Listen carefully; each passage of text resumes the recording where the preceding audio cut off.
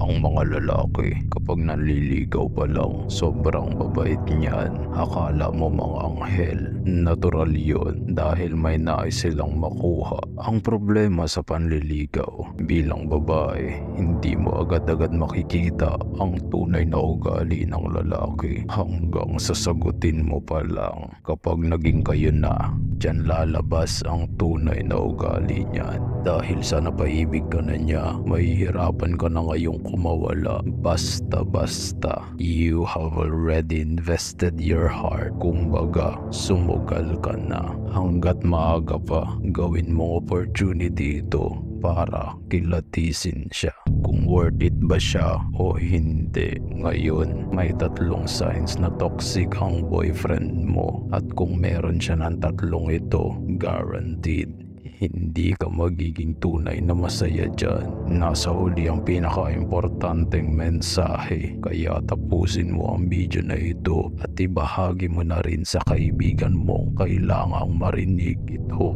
Like and subscribe if you find value in this content. Una, needy. Ang pagiging needy ng isang lalaki ay hindi lang basta pangit tingnan, nakakasira rin ito ng relasyon. Being needy is rather look cute on women than men. Dahil kapag lalaki ang naging needy, sobrang toxic nito in the long run. Kung needy ang boyfriend mo, it means demanding siya. He will demand extra things from you that will soon drain you. Gusto niyan sa kanya lang iikot ang mundo mo. Wala yang pakialam sa personal life mo. Hindi niyan maiintindihan na may sarili ka ring buhay. Ang nasa isip lang niyan, attention mo. And if you think about it in long term, nakakasakal isipin, he will just become a hindrance to you to achieve your goals in life. Hindi mo yan magiging katulong sa pag-abot ng pangarap mo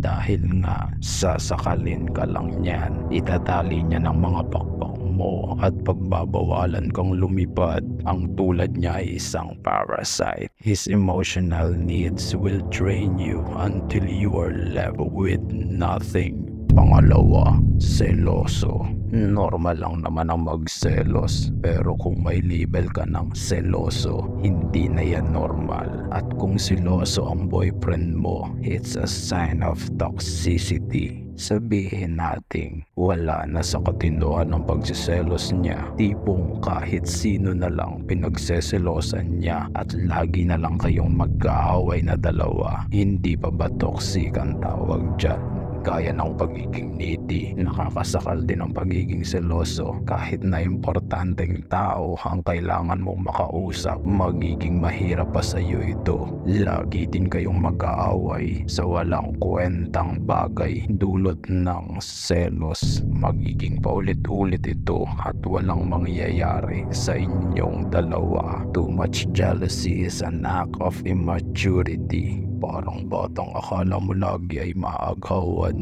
Nakakaawa. Yan yung mga klase ng lalaki na nagmamahal ng iba, ngunit hindi mahal ang sarili. Sila yung mga nagkulang sa pagmamahal, kaya takot silang maiwan. Kaya gano'n na lang sila magselos sa kung sino-sino. Ang pagiging seloso ay hindi lang basta nakakasakal, nakakasira rin ito ng relasyon. Kaya kung seloso ang boyfriend mo, masasaktan ka lang dyan. Ang ending, masakit na iwalayan dahil sa maling tao. Sumugal. Pangatlo, emotional. This is the most important at the same time dangerous. Oo, delikado ang pagiging emosyonal ng lalaki. Nabanggit ko yan sa isang video. Ang sama rin tingnan sa isang lalaki ang pagiging emosyonal. Ngunit bakit nga ba ito toxic? Kung emotional ang iyong boyfriend, it means he's genius manipulative.